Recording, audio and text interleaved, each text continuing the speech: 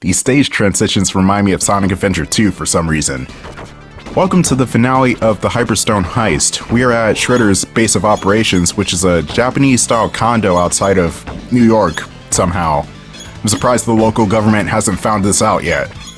Like seriously, Shredder is one of the most dangerous men in New York, if not the whole entire United States, if not multiple dimensions. Why don't they bother looking here? But that doesn't matter. But this area is only included in the Genesis game. It's not in Turtles in Time or the arcade version or even any of the other games in the series too. It's just only for Hyperstone Heist. Whenever Hyperstone Heist uses original assets like this, then the game truly shines.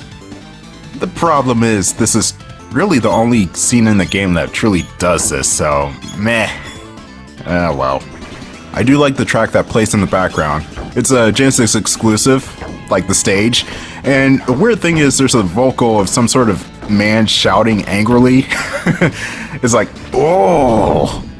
Which is weird because it happens once in the soundtrack, and it plays at the very beginning too, so it's easy to miss. And they don't play that vocal again, it's so strange. But Shredder's hideout is where Hyperstone Heist gets tricky. On hard mode, that is. On medium, it's just fine. The enemies will start to get more aggressive and the stage design will get more lethal, including some of those famous fire-breathing foot soldiers from Turtles in Time.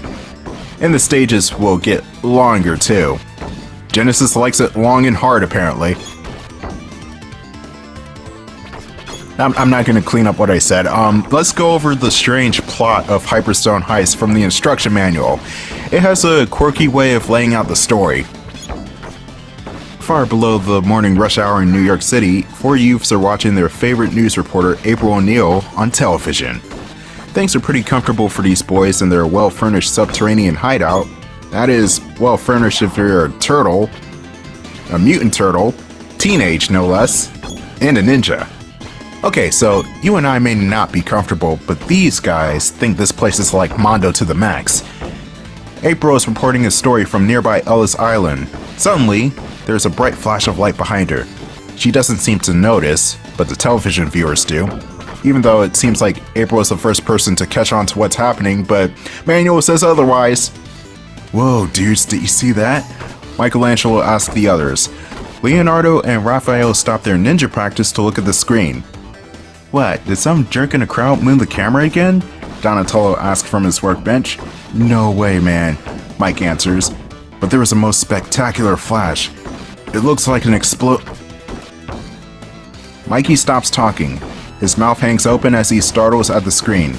His eyes grow wider. Before I proceed with the story, you don't want to jump up in this location, otherwise you'll hit yourself on the spikes up above. A good way to tell that you're in a dangerous area like this is because of the shadows on the ground. Or just looking up, but mainly the shaded area for me. So once I get out of that shaded area, I'm good to go. And this part sucks shit. You have to watch out for the bamboos that come out of the floor. They will hurt you. And probably juggle you too if you land on them again.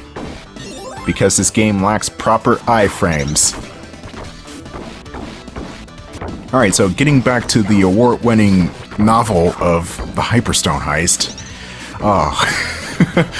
Leonardo rubbed his eyes. Am I seeing things or is April growing? Probably in the bosoms, Leo. Probably in the bosoms.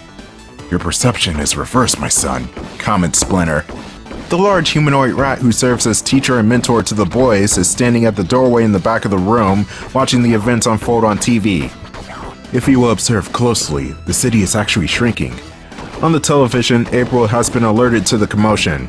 She turns and watches in amazement as Manhattan and the Statue of Liberty are growing smaller and smaller and... with a flash, the picture scrambles, then resumes. Now, instead of April reporting from Ellis Island, the screen is filled with the face of Shredder. The Turtles' longtime nemesis, master criminal, and all-round geek in general. A geek who happens to have Dwayne Johnson muscles for one thing. Listen to me now, New York City. Shredder's voice booms from the speaker. I have in my possession the treasure of Dimension X. It will allow me to take control of New York City today, and soon the entire world. In my hand is the Hyperstone. I know you're watching, Turtles. You have gotten lucky in the past, but you won't stop me this time. Ha ha ha! The screen fades to black. Oh man, he really burns my shorts, Raphael exclaims. Mike taps Raph on the shoulder. You're a turtle, dude. You don't wear shorts. Well, wait, what about the trench coat? Anyway, we know what you mean, man. Shredder's really gone too far this time, Don says. It's time we put a stop to this, turtle style. He raises his hand in the air, and the other three turtles rally around, giving him high threes. Cowabunga! And that's the instruction booklet's version of the Hyperstone Heist's story. It's way different, and I like the effort they put into the booklet version, but the game is just Turtles in Time except a little bit different. And apparently Donatello's the leader in the booklet version, or at least he's given the commands. I don't know, it seems that way. You must defeat my foot soldiers before you can fight me. And Tatsu from the first two... No, I died. Oh, that was short-lived. Yeah, Tatsu from the first two TMNT movies. He's here. For some reason. I wouldn't call Tatsu the most memorable villain from those two movies, but he was there and he was cool when he was on screen, I guess. Anyway, he's kind of annoying to fight. What he likes to do is, well, he hangs back like a bitch and let his minions do all the work. And whenever you get close to him, he throws out these darts. When you can get past the darts, or you can actually kick the darts back at him for some added damage, and you hit him 4 times, he'll jump to the other side of the screen. Rinse, lather, repeat, just try and hit him 4 times and he'll restart his pattern. And try to clear out the foot soldiers as best you can. I mean, they'll just respawn anyway, but still. It's nice to have them off your back. Or Shell. You know, this fight kind of reminds me of the final boss from Golden Axe, except the minions can actually die here. And Tatsu at least doesn't have an instant kill magic technique bullshit. Man, I hate that final boss.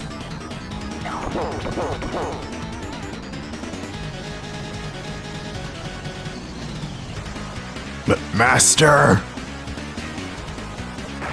God damn, even Tatsu explodes. What the hell is going on with the bosses in these games?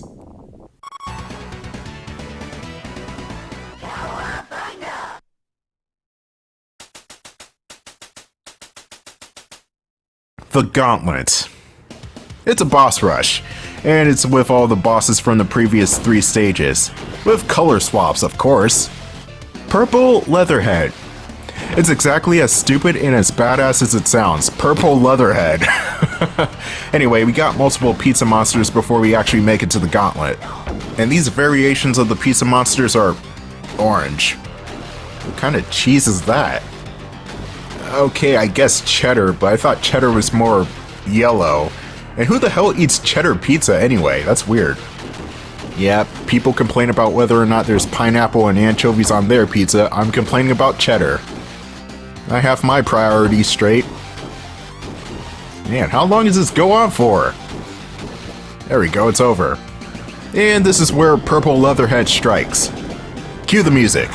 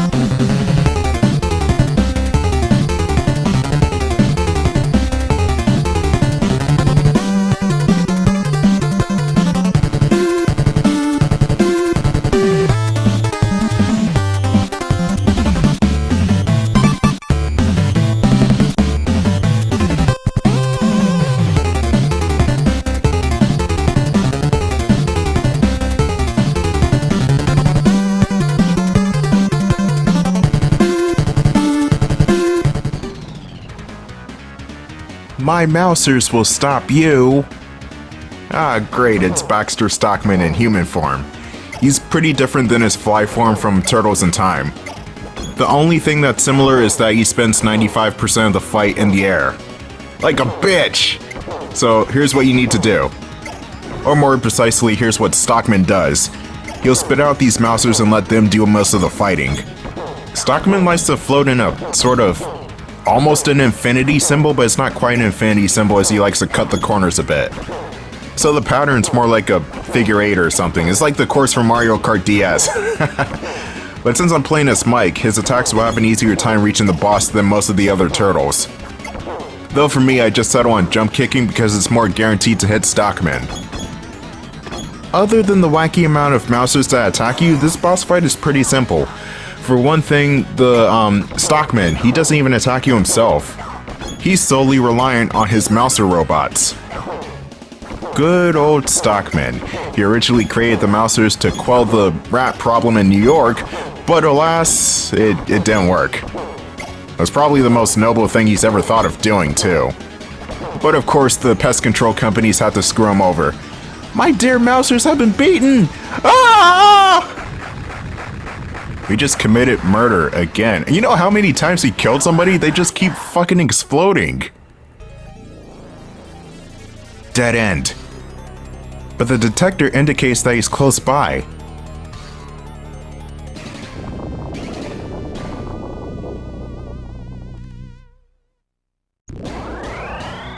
Welcome, puny turtles. Fools, feel the wrath of the Hyperstone. Hey dudes, let's go.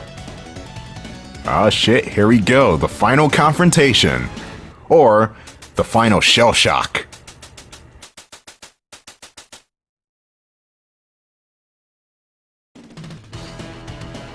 And it's playing the Starbase music, even though we're in the Technodrome, which is definitely the more fitting soundtrack to this game, I will say that. Even though I like the Super Nintendo Technodrome stage theme better. But we're in the Technodrome, we're about to face off against Shredder, and this stage is really, really long. As any final stage in a Turtles game would do, all of the enemies from the previous stages will come out in full force. The Mousers, the Robot Walkers, the Roadkill Rodneys, all of the Foot Soldiers are gonna come out and they're gonna want you dead. And the stage hazards this level introduces pretty insane. The Technodrome on hard is dangerous, as it should be. There is actually one stage hazard later on that is pretty cheap to dodge. We'll be seeing that in a couple of minutes. And not only that, the boss of this part of the stage is kinda cheap too.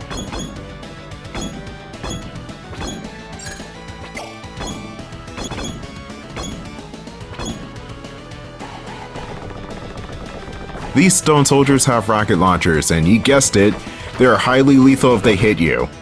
Steer clear of them. And just like with Rocksteady, whenever they're roughing up for their football tackle, their charge-up animation, that makes them completely invincible. The only way to get around that is with your own shoulder tackle. Because the turtle shells are harder than rock somehow? Which I think is the case. It could be the case actually, since turtle shells are tougher than aluminum, and all that scientific nonsense. I don't know, I'm not a biologist or anything.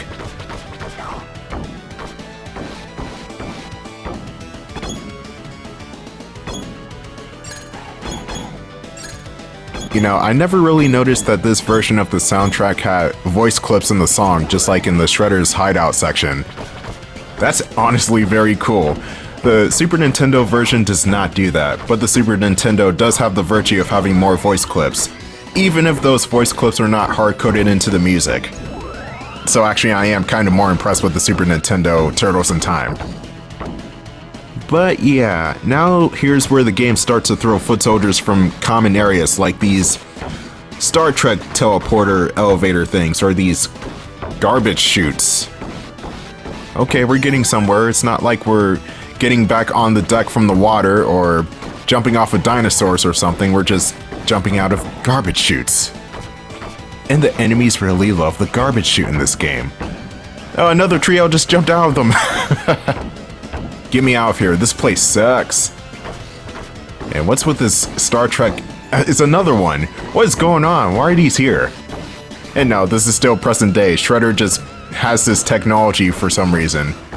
Maybe it's just Dimension X in general, I don't know. Which means Krang is probably somewhere nearby too. Alright, we're about to come to the most difficult section of the game, or at least the most dangerous. These ice spray gun things. They come out extremely quickly, and you have a split second to dodge them before they just pop out and freeze you. And they come out when you least expect it to, so you have to be quick. It's not like they have a discernible pattern, they just come out whenever they want, basically. So try and get off the floor as quickly as you can, because those ice sprays will drain your health like nothing else. Oh god, get me out of here! As soon as the ice nonsense is over, we got some more foot soldiers to contend with. As well as some robots in the background. They don't do anything, they're just there, but that's never explained what these things are. I guess they're supposed to be the foot soldier endoskeletons, maybe? But they look a little bit too big to be foot soldiers, they're more like Terminators.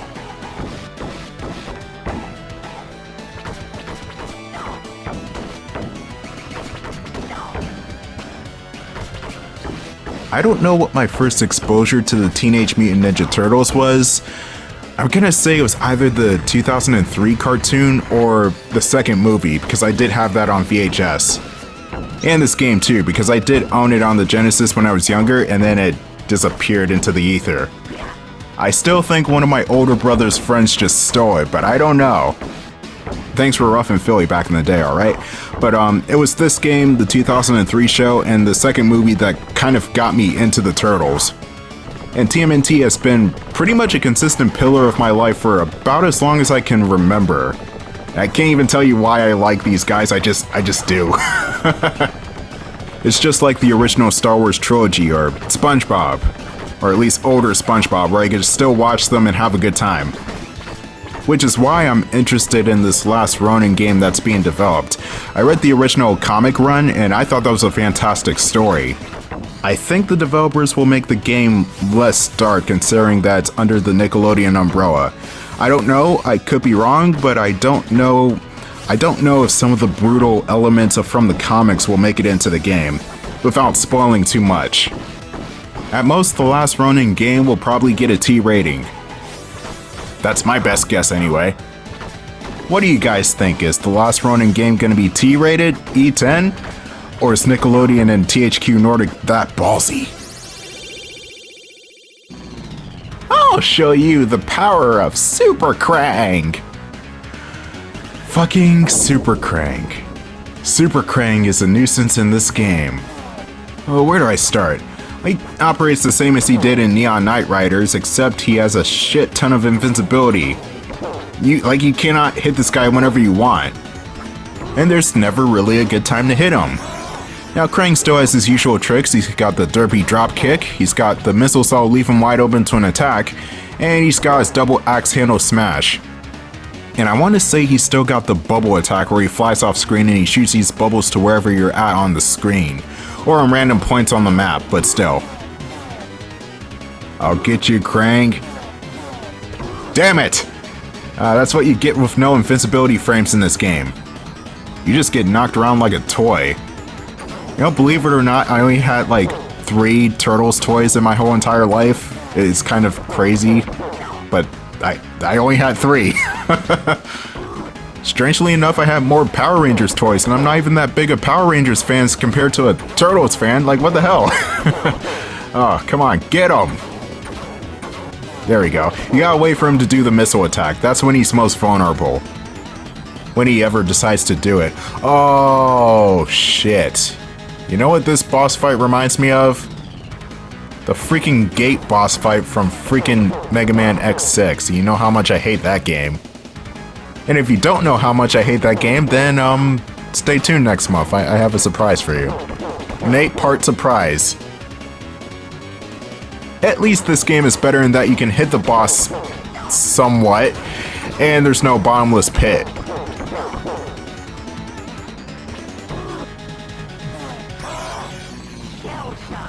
I'm gonna be here for a while, am I?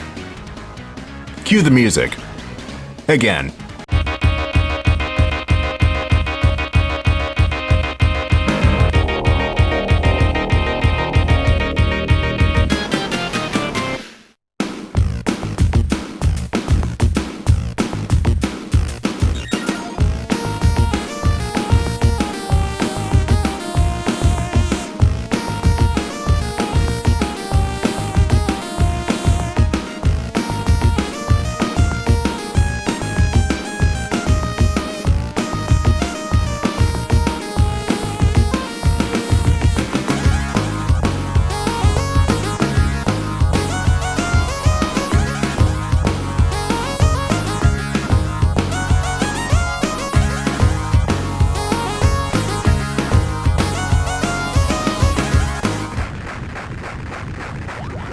I couldn't stop you, but Super Shredder will.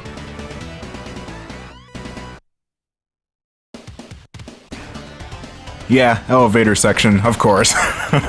It's just like the Turtles in Time section. The only difference, and this is a really minute detail, in the Super Nintendo version, the elevator goes up. The Sega Genesis, it goes down. I don't know why Konami changed it. It's such a small detail. Nobody would have noticed that. But somehow I noticed. Anyway, die, you get a tackle, die, get some swords to the face, and everybody just dies.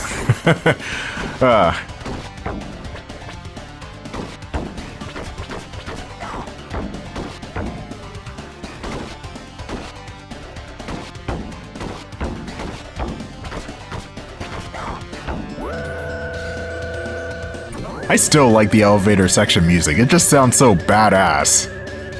I don't know which version of the elevator theme is my favorite. I'm gonna say Super Nintendo. The Super Nintendo version is actually better. But then again, Turtles in Time / Hyperstone Heist is one of those case-by-case scenarios where some tracks are better on the Super Nintendo, some tracks are better on the Mega Drive. Which one? It really depends. It's not like, say, trying to think of a game right now. I don't know, The Lion King, where 80% of the soundtrack is actually better on the Super Nintendo. Objectively, that is, because it sounded more closer to the movie, but that's besides the point. See, even Leo's tapping his foot to the music. Now that's some next level awareness that I'm not sure the Turtles can handle. Anyway, we got more foot soldiers, and the foot soldiers in white have nunchucks. And they attack kind of quickly too. The white ninjas were definitely slower in the Hyperstone Heist, or Turtles in Time. I am playing the Hyperstone Heist. So much game overlap. If the Hyperstone Heist was a bit more unique in the level design, I wouldn't change the combat or anything, because the combat is solid, but they changed the level design, this probably would have been a better game. I say probably, but it would have been a better game, honestly. And I'm not saying Hyperstone Heist is bad or anything, but it can get samey at times.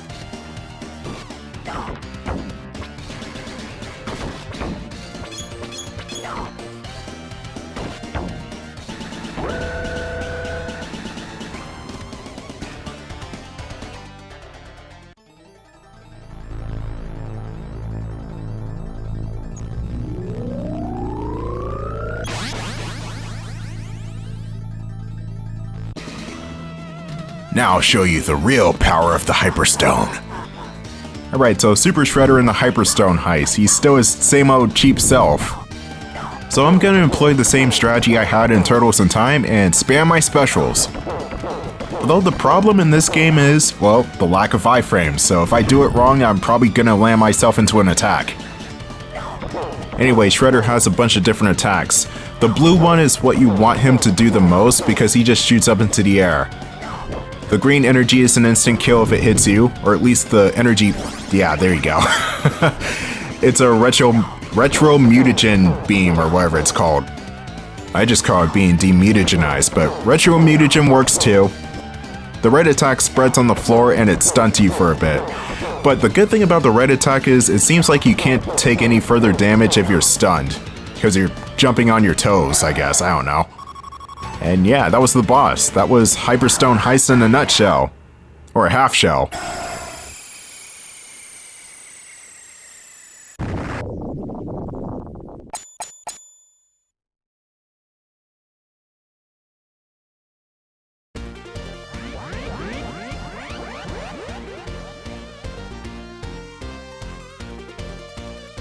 The evil villain, Shredder, has been defeated.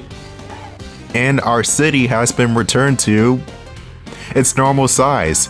Why am I talking like this? Who is responsible for saving this city? The true answer is shrouded in mystery. This has been April O'Neil reporting. Good night. That guy is still not in the proper art style. And that was Hyperstone Heist. Fun beat 'em up for the Sega Genesis? Hell, just to even get a Turtles game on the Sega Genesis is quite surprising considering that there's only two, but hey, I'll take what I can get as a Sega kid. And compared to Turtles in Time, I mean, Turtles in Time all the way. What the hell? Like, even with me growing up with a Sega Genesis, I will admit Turtles in Time is the better beat 'em up. That game just flowed better as a beat 'em up. This game tends to be a bit longer in the stages and I didn't quite care for it. Whereas Turtles in Times, you just flow by the stages really quickly. And even the premise on the Super Nintendo is better. You're traveling through time, you have to get back home before Shredder conquers the universe. Here you're saving Manhattan from being shrunken? Okay, I guess. That's another day in the office for the Turtles. But I still love this game. I would have loved a couple more unique stages, but hey, it's Turtles in Time on the Sega Genesis. Except not really. It's Hyperstone Heist. And that's good enough for me. Now, will I be returning to the Turtles universe for some more games? Yeah. Only a matter of time, but yeah, I'll definitely be coming back to the Turtles soon. I don't know which game I'm gonna tackle next. Probably The Last Ronin, but we shall see. But that's in the future. What I want to do right now is actually get ready for October. It's Halloween and I got plenty of games to play. So I'll see you next month.